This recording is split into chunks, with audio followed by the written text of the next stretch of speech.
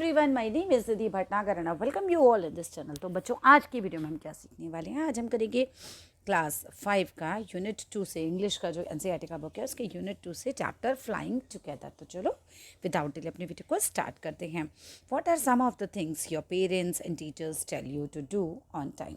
भाई वो कौन सी चीज़ें हैं जो तुम्हारे माता पिता और तुम्हारे टीचर्स तुमसे कहते हैं कि भाई टाइम पे कर लो।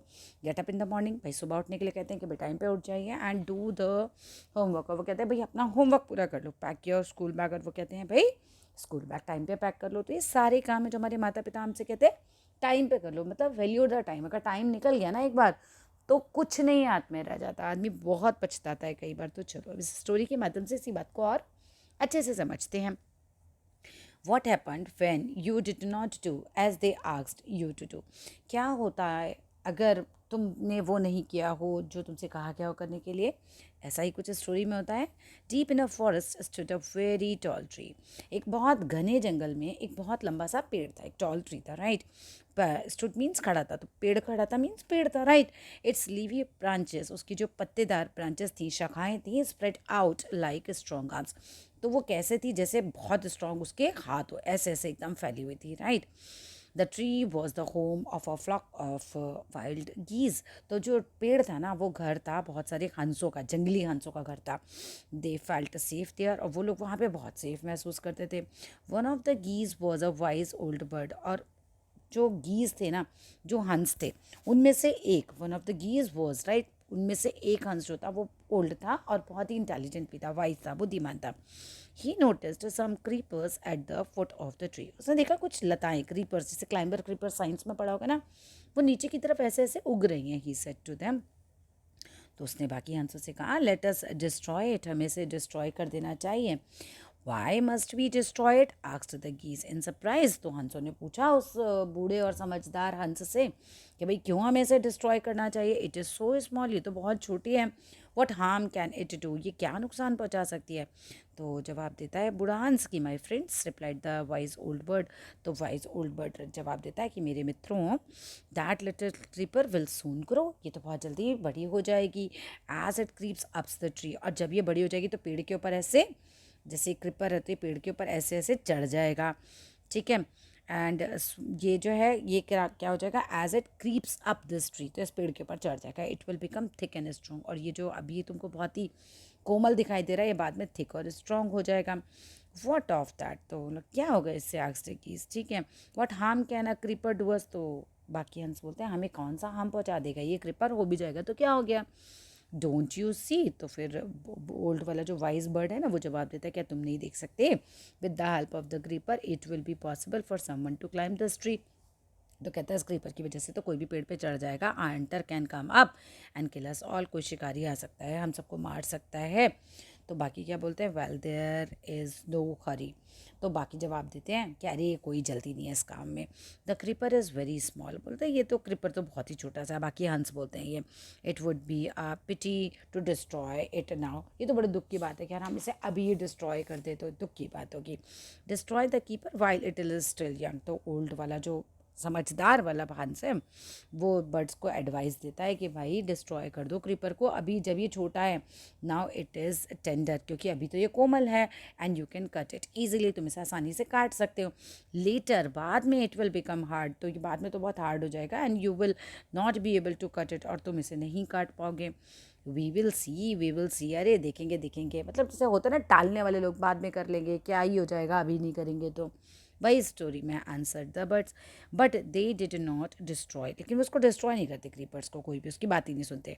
दे forgot the wise old bird's advice, धीरे धीरे वो भूल भी जाते हैं उस बूढ़े हंस की सलाह को। एज द क्रीपर ग्रो, जब क्रीपर बड़ा होता है ना, it began winding it's way up the tree. तो वैसे पेड़ पे देखो ये चढ़ने लग जाता है, ऐसे क्रीपर चढ़ने लग जाता है। Stronger and stronger it became, और ये बहुत स्ट्रॉन्ग हो जाता है। Until it was as strong as a thick rope, और कितना स्ट्रॉन्ग हो जाता है? जब तक कि वो एक बिल्कुल थिक रोप की तरह नहीं हो जाता, इतना स्ट्रॉन्ग हो जाता है। One morning when the geese had gone out in search of food, एक दिन क्या होता है, हंस जो होते हैं वो लोग फूड की तलाश में जाते हैं। तो hunter came to the forest, एक शिकारी जंगल में आता है। So this is where the wild geese live, he said to himself, वो खुद से कहता है ओहो ये है वो जगह जहाँ जंगली हंस रहते हैं। When they'll come back in the evening I shall catch them, जब ये लोग शाम को आएंगे तो मैंने पकड़ लूँगा, शिकारी कहता है। The Hunter climbed up the trees with the help of the creeper, जो हंटर होता है वो चढ़ जाता है पेड़ के ऊपर क्रीपर की मदद से। He got to the top, और वो क्या करता है देखो, शिकारी पूरा ऊपर टॉप तक पहुँच जाता है। स्प्रेड द नेट, फिर वहाँ अपना जाल बिछा देता है। Then climb down and went away, और फिर क्या करता है, नीचे उतरता है और फिर चला जाता है वहाँ से जाल बिछा के। In the evening the geese return home, शाम को जो हंस हैं वो वापस घर आते हैं। They did not notice the net, वो लोग नेट को नोटिस नहीं करते कि वहाँ पे नेट है। As they flew into the tree, जब वो पेड़ के ऊपर जाते हैं, बैठते हैं वहाँ पे उड़ के, दे वर ट्रैप्ड, वो सारे फंस जाते हैं उसके जाल में शिकारी के। They struggled hard to get out, बहुत कोशिश करते हैं बाहर निकलने की, बट कुड नॉट, बट वो निकल नहीं पाते। तो फिर वो लोग चिल्लाते हैं, हेल्प हेल्प क्राइड द ग्रीज, मतलब जितने भी गीज हैं हंस हैं वो लोग खूब चिल्लाते हैं, भाई मदद करो मदद करो। We are caught in the hunters net, हम तो फंस गए हंटर के नेट में। Oh what shall we do, अब हम क्या करेंगे। तो ऐसे सब परेशान होते हैं। डोंट मेक अ फस नाउ, तो जो बूढ़ा वाला वाइज ओल्ड बर्ड होता है अब वो आता है, वो कहता है कि अरे तुम लोग परेशान मत हो, शोर मत मचाओ। Long ago I told you, मैंने तो बहुत पहले ही कहा था डिस्ट्रॉय द क्रीपर, है ना, इस क्रीपर को काट दो, but you did not, but तुमने तो ऐसा किया नहीं। लेकिन पता क्या होता है, बच्चों को ये लग रहा होता है बेसिकली तो वो लोग ज़्यादा इंटेलिजेंट हैं, उन्हें कुछ मतलब पेरेंट्स को कुछ नहीं पता है, बड़ों को कुछ नहीं पता है, हम बाद में कर लेंगे, हो जाएगा, देखा जाएगा। अब फिर जब फंस जाते हैं प्रॉब्लम में तो फिर समझ में आता है कि हाँ बड़े लोगों के पास कुछ एक्सपीरियंस होता है, वो कुछ एक्सपीरियंस के बेस पे कह रहे हैं। Now see what has happen, देखो अब क्या हो गया। Tomorrow morning the hunter will come back and kill us all, अब कल तो शिकारी आएगा और हम सबको मार देगा। We were foolish wept the birds, अब सारी बर्ड्स रोने लगते हैं, कहते हैं हम तो भाई भाई बहुत ही मूर्ख थे। वी आर वेरी सॉरी, अब हम बहुत दुखी हो गए हैं और हम लोग बहुत सॉरी सॉरी भी फील कर रहे हैं। Like we did not listen to you, कि हमने आपकी बात नहीं सुनी। Please tell us what to do, अब बताइए ना हम क्या करें। दैन लिसन केयरफुली, तब वो जवाब देता है वाइज बर्ड कि अच्छा चलो ध्यान से सुनो। When the hunter comes you must all pretend to be dead, जब हंटर तुम्हारे पास आए ना तो तुम ऐसे ही शो करना जैसे तुम मर गए हो। जस्ट लाई स्टिल, और बिल्कुल लेट जाना है, स्टिल लेट जाना, बिल्कुल हिलना भी नहीं। The hunter will not want dead birds, hunter को डेड बर्ड्स का बिल्कुल ज़रूरत नहीं होता। He will throw us to the ground, वो हम सबको क्या करेगा, ग्राउंड पे फेंक देगा। And it will then be easy for him to climb down, और क्योंकि उसके लिए फिर नीचे उतरना आसान होगा तो हमें जाल के साथ ही नीचे फेंक देगा वो, ठीक है। कलेक्ट करेगा फिर आके dead birds and take them home, फिर उनको घर ले जाएगा। When the last of us has been thrown down, जब हमारे में से लास्ट बर्ड को फेंका जाएगा, we must quickly get up, हमको सबको इकट्ठा क्या करना है, इकट्ठा होना है और फिर एकदम फ्लाई कर जाना है।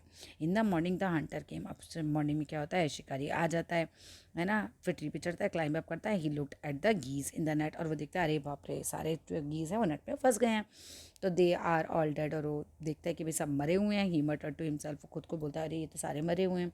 ये through them out of the net, वो नेट में से उनको निकालता है, अपना नेट चाहिए ना उसको, तो वो नेट में से एक एक करके सबको नीचे गिराता है one by one.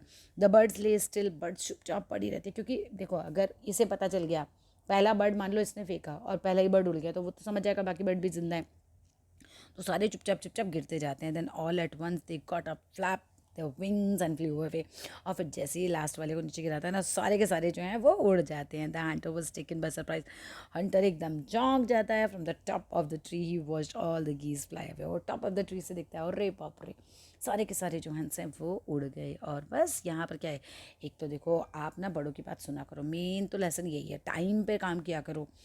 That's all in this video. अच्छा लगा हो तो लाइक करना, शेयर करना, चैनल को सब्सक्राइब करना। Thank you.